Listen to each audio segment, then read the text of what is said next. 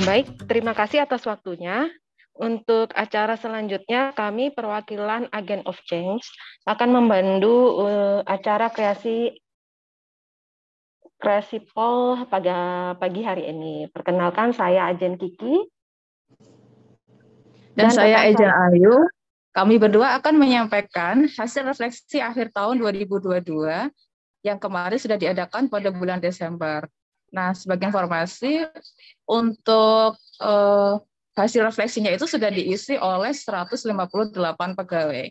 Kami sampaikan terima kasih kepada Bapak Ibu yang sudah bersedia untuk mengisi dan memberikan sumbangsih saran, kritik maupun masukannya untuk kemajuan dari Balai POM ini sendiri.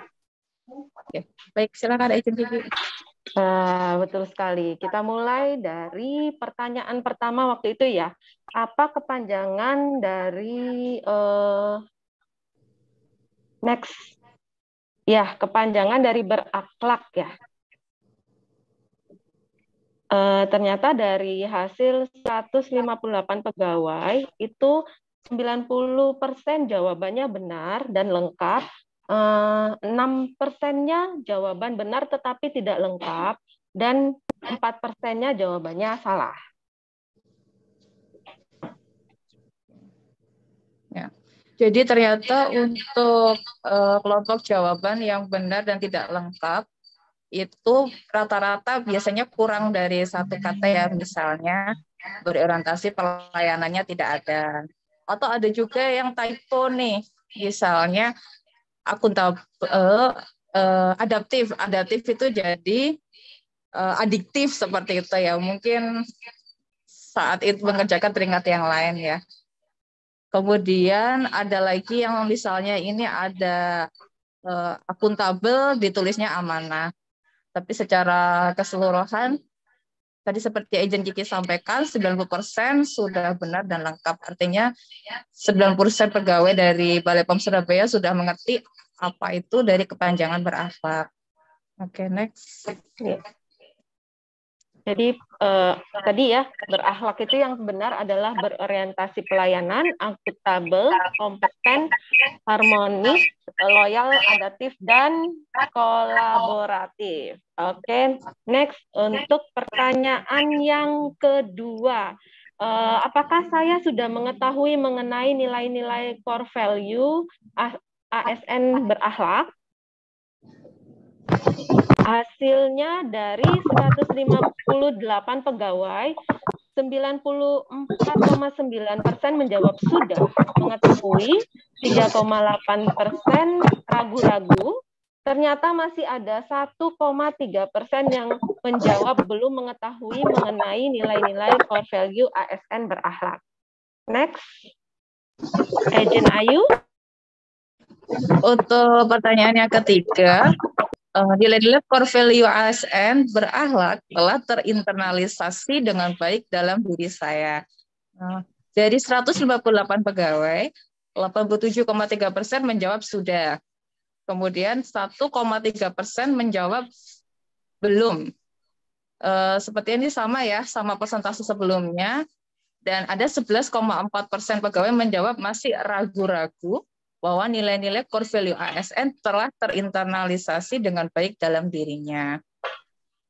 Oke, next. Untuk pertanyaan keempat. Apakah nilai-nilai core value ASN berakhlak telah terinternalisasi dengan baik di lingkungan kerja saya? Hasilnya dari 158 pegawai, di mana 85,4% menjawab sudah, 3,8% menjawab belum, dan ternyata 10,8% itu menjawab ragu-ragu bahwa nilai-nilai core value ASN berakhlak itu telah terinternalisasi dengan baik di lingkungan kerja kita. Next.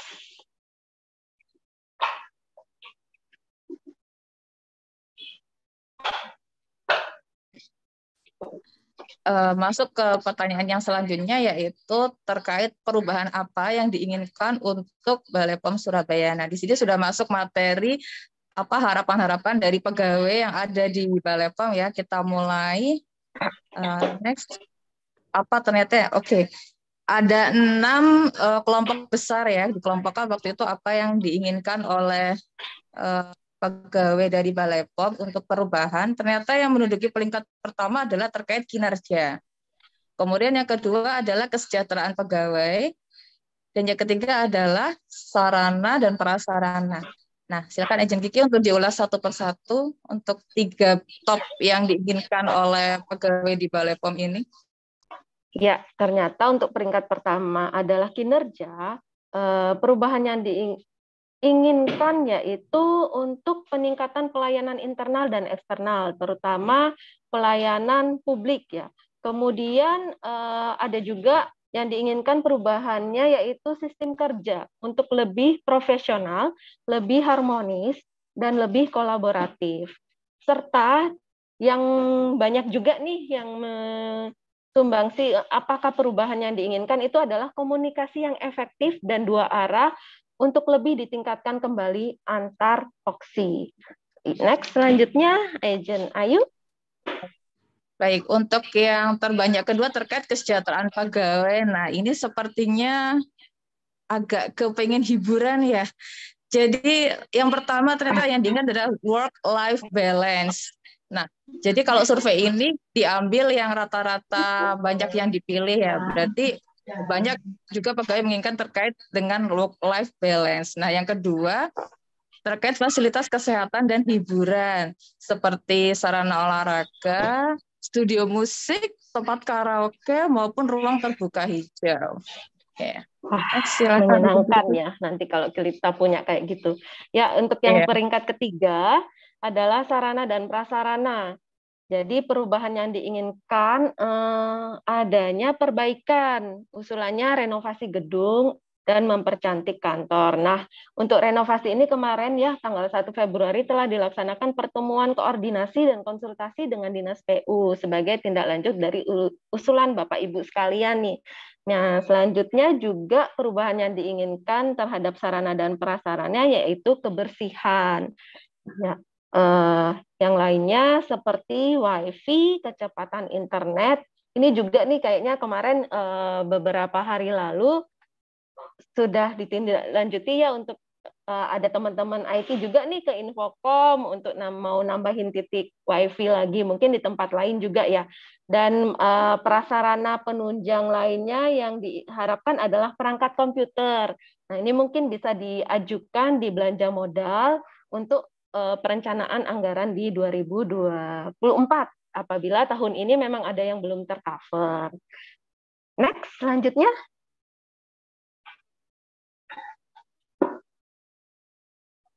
Setelah tadi apa perubahan yang diinginkan, kita gali lagi kemudian terkait dengan ide atau gagasan mengenai inovasi yang ingin dibuat atau dikembangkan, utamanya di bagian atau di voksi tempat pegawai bekerja. Nah, dari hasilnya ini ada 3 yang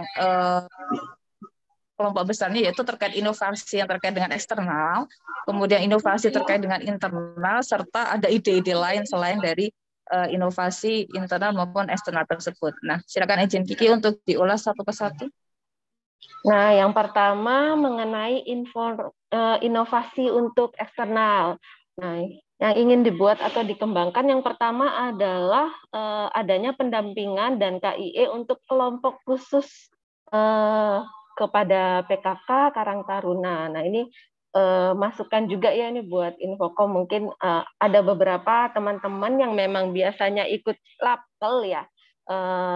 Sebenarnya kan pendampingan ini sebenarnya sudah ada nih di program prioritas nasional untuk desa pangan aman. Di situ juga ada pesertanya PKK dan Karang Taruna. Nah, selama ini kalau di dalam 1 tahun kemarin itu 6 kabupaten atau kota yang diintervensi oleh Balai Besar POM di Surabaya, jangkauan kabupaten kotanya itu yang jauh-jauh. Sebenarnya sudah banyak yang ngusulin nih, ada beberapa teman-teman, kenapa kok nggak di daerah, di lingkungan kita sekitar gitu ya. Nah, di tahun ini, kabar gembira nih buat semuanya, kalau lokusnya akan ke 2 kota kabupaten tempat tinggal kita nih, di kota Surabaya dan kota Kabupaten Sidoarjo. Semoga desa atau kelurahan dari Bapak Ibu salah satunya masuk dalam lokus intervensi desa pangan aman, ya. Selanjutnya inovasi yang ingin dikembangkan yaitu adanya layanan booking online. Nah, layanan booking online ya, ini bisa jadi masukan dan upgrade untuk kegiatan klinik POM. Klinik POM ini konsultasi layanan informasi keliling dari Balai Besar POM di Surabaya untuk masyarakat dan Des IPC PPOB ya, izin penerapan cara produksi pangan olahan yang baik bagi pelaku usaha pangan olahan. Nah, next, Agent Ayu. Ya, kita mengajak ke inovasi internal. Jadi di sini ada masukan untuk digitalisasi sistem kerja. Ini CP atau LCP Lab ini terkait dengan catatan pengujian ya. Jadi ada harapannya untuk proses digitalisasi. Jadi sudah mengarah untuk ke paperless seperti itu. Kemudian pembuatan ST dan PTC keuangan. Nah, ini berarti untuk PTC diharapkan bisa digitalisasi ya, nggak yang manual lagi seperti itu. Kemudian untuk laju perkara, ini berarti untuk kelompok substansi penindakan ada masukan ya untuk digitalisasi juga sepertinya. Kemudian terakhir terkait dengan database sarana, ini sepertinya untuk pemeriksaan terkait sarana distribusi dan sarana produksi. Kemudian ini juga terkait dengan aplikasi lagi, yaitu aplikasi BMN terintegrasi. Jadi sepertinya usulan untuk inovasi internalnya lebih terkait ke digitalisasi ya, seperti itu. Next untuk yang ide, Nah, untuk ide yang ingin dibuat atau dikembangkan, yang pertama ingin green office nih. Jadi konsep kantor yang ramah lingkungan, yang menerapkan sistem manajemen lingkungan ya. Tadi seperti sambung dari sebelumnya ya, digitalisasi berarti memang juga pengennya paperless ya. Kemudian ide yang lain pengen satu gedung Balai Besar POM di Surabaya. Jadi ini juga sudah masuk dalam usulan untuk renovasi. Lanjut adalah ada ide untuk adanya daycare in office ya, biar seimbang tadi ya sama seperti work life balance juga ya. Dan one day free meeting. Wah, ini masukkan juga ya. Next selanjutnya.